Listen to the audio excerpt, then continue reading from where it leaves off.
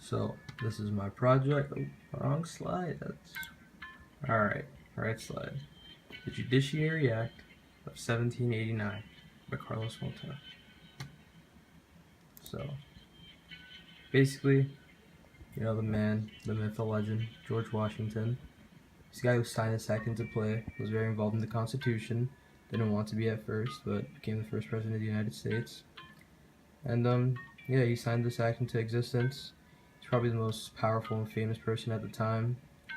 And yeah, it's just a goat.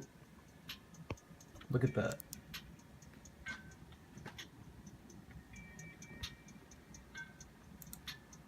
So now the Judiciary Act was the final major branch spoken about by the delegates of the Constitution. They pushed the judiciary branch towards the second half of the session because they spent most of their time on the legislative and executive branches. And at the time, the executive and legislative branches were more important and complex, while they really just left the judiciary branch to the Congress to kind of set up the other parts other than the Supreme Court. And when making the judiciary branch, the state delegates basically allowed Congress to have all the power, creating the district and appellate courts. And so, yeah, you see, this made a three-tier structure of the federal court system. So the Supreme Court's on top, hearing about 80 cases a year.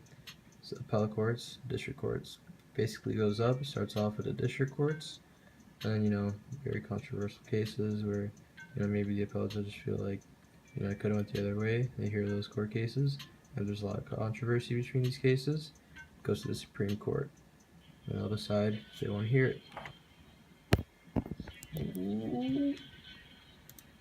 Alright, the Supreme Court. The Supreme Court is the highest court in the nation, and the Judiciary Act of 1789 originally set the size of those court justices at 6. That's something I got wrong on the test. I put 5. But I got it right on the second one, so I'm good. And now it's at 9 with 1 Chief Justice and 8 Associate Justices. The Supreme Court receives over 10,000 petitions a year, with an average of 8 being heard. Some years it's more, some years it's less. It just averages out to 80. And most of the cases heard are very controversial and affect most of the nation.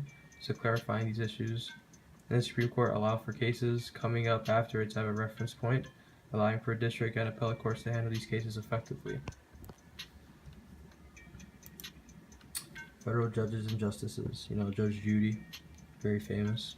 Delegates knew that everything runs on money, so they didn't want federal judges and justices to feel political pressure, so they gave them equal pay, which can never be reduced, but it can always be increased. They are also appointed by the President of the United States, but they have to be confirmed by the Senate. It's a lifetime job, which then again, lowers political pressure, and the only way for a justice or judge to leave his or her position is by death, resignation, retirement, or impeachment.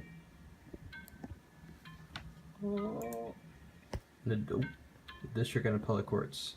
There are over 94 district courts in the United States today. There are 12 regional circuit courts, or appellate courts, to hear the cases of all the 94 district courts. And the appellate courts were created to relieve pressure from the Supreme Court, while the district courts were, just made to hear the cases and witnesses and testify and stuff like that. And there are criminal and civil cases in the district courts.